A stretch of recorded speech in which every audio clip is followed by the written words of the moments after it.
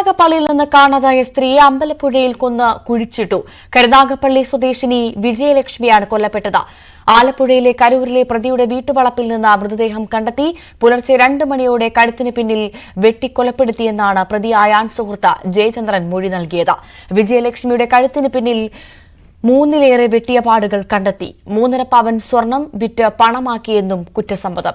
കഴിഞ്ഞ 13-ന് സഹോദരിയുടെ പരാതിയിൽ മിസ്സിംഗ് കേസ് എടുത്തിരുന്നു. തുടർന്നുള്ള അന്വേഷണത്തിലാണ് കൊലപാതകം തെളിഞ്ഞത്. ശരണ്യ സ്നേഹജൻ നൽകും കൂടുതൽ വിവരങ്ങൾ. ശരണ്യ, എന്തായാലും മൃതദേഹം അത് പോലീസ് തിരിച്ചറിഞ്ഞു എന്നാണ് മനസ്സിലാക്കുന്നത്. പോലീസ് നടപടിക്രമങ്ങളെല്ലാം പൂർത്തിയാക്കി അവിടെ നിന്ന് പോയിട്ടുണ്ടോ? ഇപ്പോൾ ലഭിക്കുന്ന ഏറ്റവും പുതിയ വിശദാംശങ്ങൾ എന്തൊക്കെയാണ് കൊലപാതകവുമായി ബന്ധപ്പെട്ട്?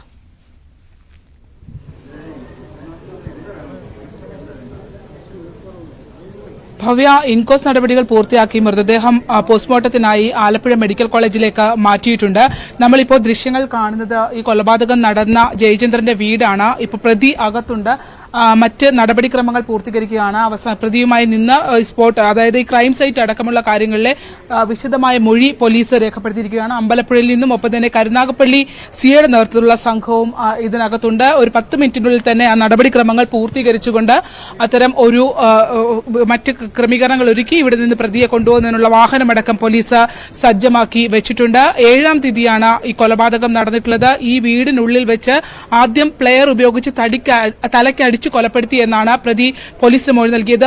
ചോദ്യം ചെയ്യലിന്റെ ഓരോ ഘട്ടത്തിലും അന്വേഷണ സംഘത്തെ വഴിതിരിച്ചു വിടുന്ന രീതിയിലായിരുന്നു പ്രതി വിവരങ്ങൾ നൽകിയിരുന്നത് എന്നുള്ളതാണ്. പിന്നീട് പലപ്പോഴും ഇഴകീറി പരിശോധിച്ചുകൊണ്ട് ആ പ്രതി പറയുന്ന കാര്യങ്ങൾ കളവാണെന്ന് പോലീസിന് സ്ഥിരീകരിക്കേണ്ടതായി വന്നു. അതിലേറ്റവും പ്രധാനപ്പെട്ടത് ഇവർ എത്തിയതുമായി ബന്ധപ്പെട്ടാണ്. ആദ്യം ഓച്ചിറയിൽ 2 പേരുടെയും, ജയചന്ദ്രന്റെയും വിജയലക്ഷ്മിയുടെയും ഫോണിന്റെ CDR രേഖകൾ ഓച്ചിറയിൽ നിന്ന് പോലീസിന് ലഭിക്കുന്നു. ഓച്ചിറ ഇവർ 2 പേരും എത്തിയിരുന്നതായി കണ്ടെത്തി, അമ്പലപ്പുഴയിൽ എത്തിയതായി കണ്ടെത്തി. പക്ഷെ പ്രതി ഇത്തരം കാര്യങ്ങളൊന്നും തന്നെ പോലീസിനോട് ആദ്യഘട്ടങ്ങളിൽ അംഗീകരിച്ചിരുന്നില്ല. മൊബൈൽ ഫോൺ എറണാകുളത്ത് എത്തിച്ചു എന്നതിനെ സംബന്ധിച്ചുള്ള ചോദ്യം ചെയ്യൽ പോലും അങ്ങനെയല്ല എന്നുള്ള രീതിയിലുള്ള നിലപാടിൽ പ്രതി ഉറച്ചു നിന്നു. എന്നാൽ KSRTC ബസ് സ്റ്റാൻഡിൽ ഒരു കണ്ടക്ടറുടെ മൊഴി പോലീസിന് ലഭ്യമാകുന്നു. അതായത് കണ്ണൂരിൽ നിന്നും എറണാകുളം ബസ് സ്റ്റാൻഡിലേക്ക് എത്തിയ ബസ്സിനകത്താണ് ഇങ്ങനെ ഒരു മൊബൈൽ ഫോൺ അവിടെ ഉണ്ടായത്. അതായത് ഒരാൾ അതിനകത്ത് കയറി വന്നിരുന്നു എന്നുള്ള മൊഴി അവരുടെ ഭാഗത്തു നിന്ന് ഉണ്ടാവുകയും ഒപ്പം തന്നെ മൊബൈൽ അവിടെ വെച്ചാണ് സ്വിച്ച് ഓൺ ആയത് എന്നുള്ള വിവരം ലഭിക്കുകയും ചെയ്തു. നിർണായകമായ പല എവിഡൻസും പോലീസിന് കിട്ടി. അതായത് എറണാകുളത്തേക്ക് ഇയാൾ സഞ്ചരിച്ചതിന്റെ ടിക്കറ്റ് അടക്കം പോലീസിന് ലഭ്യമായി. തുടർന്ന് ഇതൊക്കെ വെച്ച് നടത്തിയ ചോദ്യം ചെയ്യലാണ് പ്രതി അത്തരം കാര്യങ്ങൾ സമ്മതിക്കുകയും ചെയ്യുന്നത്. ഇപ്പോൾ CDR രേഖകളൊക്കെ കാണിച്ച് ചോദ്യം ചെയ്യുന്ന ഘട്ടത്തിൽ പോലും അങ്ങനെയല്ല എന്ന് പോലീസിനോട് പറഞ്ഞുകൊണ്ടേയിരുന്നു. അതായത് വളരെ കണ്ണിംഗ് ആയി ഓരോ കാര്യങ്ങളെയും അല്ലെങ്കിൽ ഈ അന്വേഷണത്തെ വഴിതിരിച്ചു വിടുന്നതിന് വേണ്ടിയുള്ള ഇടപെടൽ ഇയാളുടെ ഭാഗത്തു നിന്ന് ഉണ്ടായിട്ടുണ്ട് എന്ന് പോലീസ് സ്ഥിരീകരിക്കുകയും ചെയ്യുന്നുണ്ട്. ഒരു സാധാരണ കൊലപാതകമോ അല്ലെങ്കിൽ ഒരു കയ്യബദ്ധമോ എന്നുള്ള രീതിയിലല്ല, ഒരുപക്ഷെ കരുതിക്കൂട്ടിയുള്ള കൊലപാതകമാണോ എന്നുള്ള സൂചനകളിലേക്ക് പോലും കാര്യങ്ങൾ പോകുന്നുണ്ട്.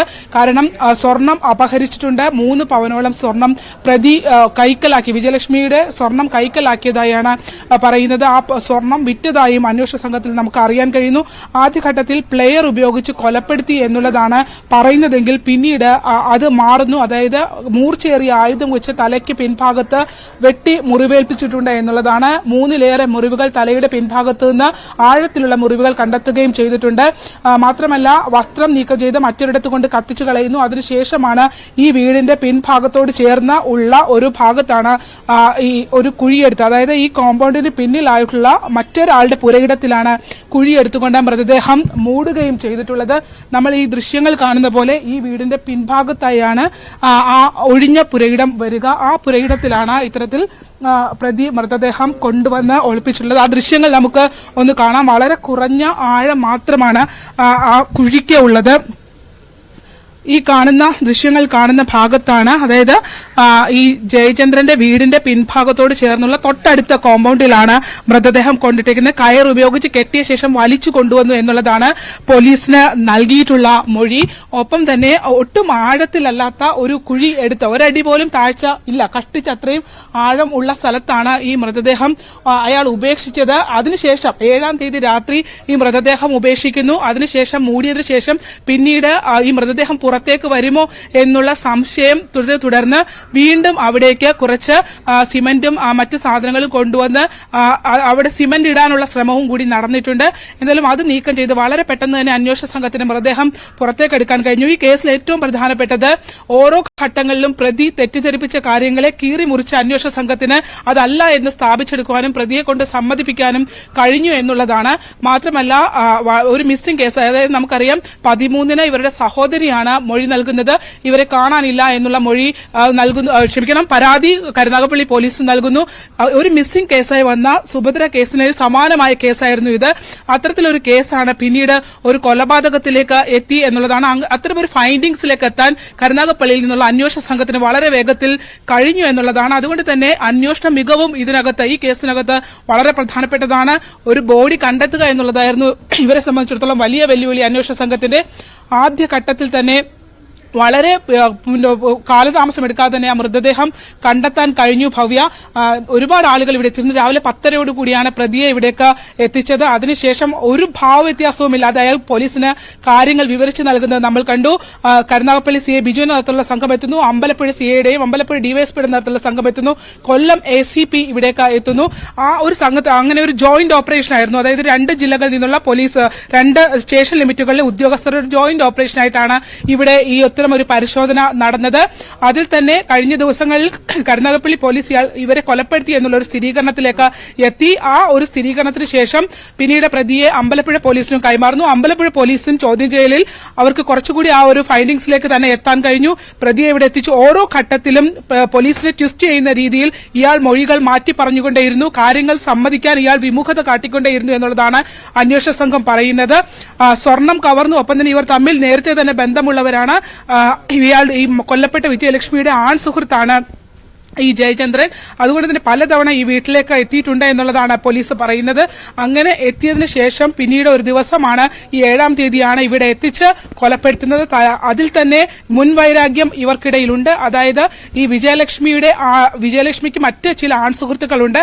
അവർ ഒരിക്കൽ ഇയാളെ കരുനാഗപ്പള്ളിയിലേക്ക് വിളിച്ചു വരുത്തിയ ശേഷം മർദ്ദിച്ചിട്ടുണ്ടായിരുന്നു. അത്തരത്തിലുള്ള വൈരാഗ്യവും പകയും ഇയാളുടെ മനസ്സിൽ അത്തരം കാര്യങ്ങളും ഉണ്ടായിരുന്നു. ഈ 7-ാം തീയതി രാത്രി വിജയലക്ഷ്മി ഇവിടെ എത്തുന്ന ഘട്ടത്തിൽ ഇവർ തമ്മിലുള്ള സംഭാഷണത്തിനിടയിൽ മറ്റൊരു ആൺസുഹൃത്തിന്റെ ഫോൺ കോൾ വരുന്നു. അത് ഈ മർദ്ദിച്ച സംഘത്തിൽ നിന്നുള്ള ആളായിരുന്നു. ആ ഫോൺ കോളിൽ ഉണ്ടായ പ്രകോപനവും സംസാരവും തർക്കവും പിന്നീട് കൊലപാതകത്തിലേക്ക് എത്തിയെന്നുള്ളതാണ്. പക്ഷെ അതിനപ്പുറത്തേക്ക് സ്വർണം അപഹരിച്ചതടക്കമുള്ള കാര്യങ്ങൾ തെളിവ് നശിപ്പിക്കാൻ പ്രതി വളരെയധികം ബോധപൂർവമുള്ള ഇടപെടൽ നടത്തി.